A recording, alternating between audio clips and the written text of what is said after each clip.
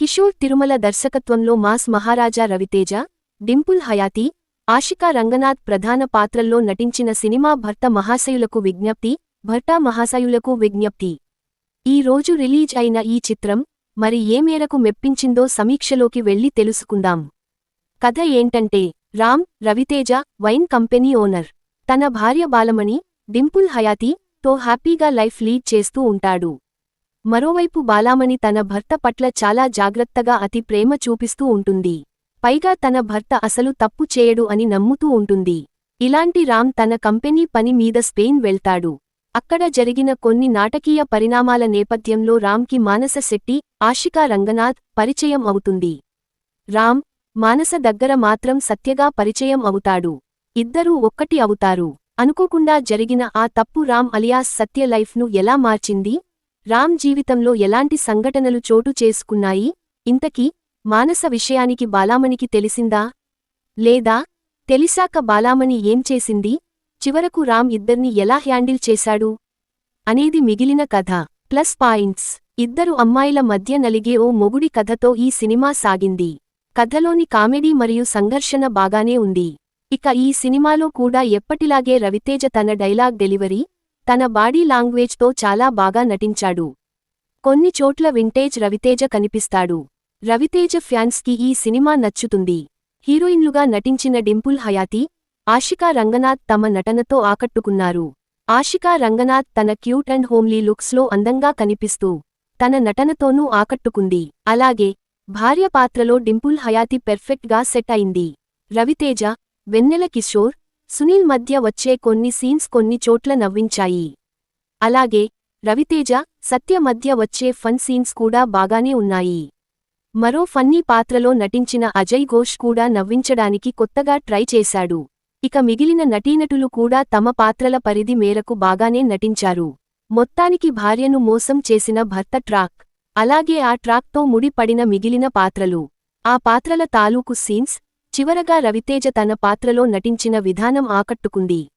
Minus points: ఈ cinema కథ బాగానే ఉన్నా కథనం కొన్ని చోట్ల చాలా రెగ్యులర్గా సాగింది.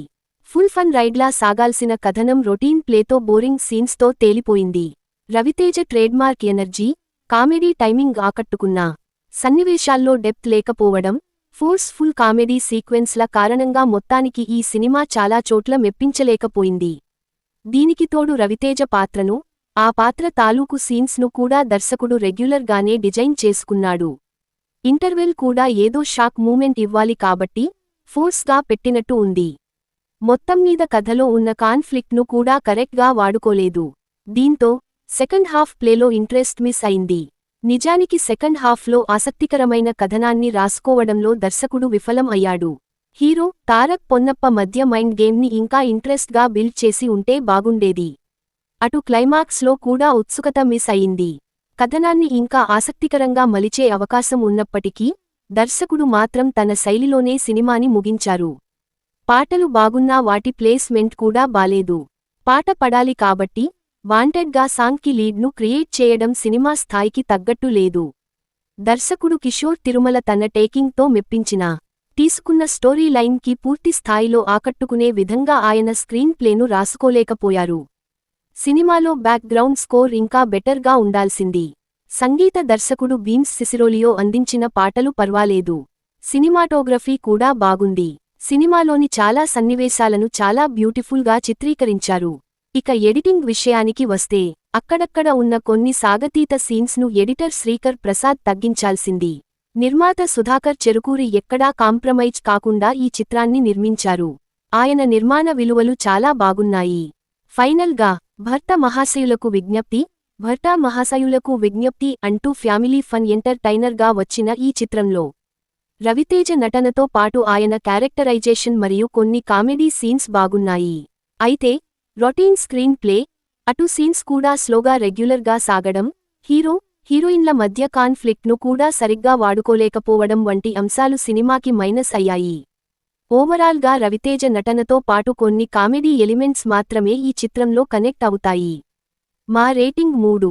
ఇలాంటి మరిన్ని టాలీవుడ్ హాట్ టాపిక్స్ కోసం మా ఛానల్ను లైక్, షేర్, సబ్స్క్రైబ్ చేయడం మర్చిపోవద్దు.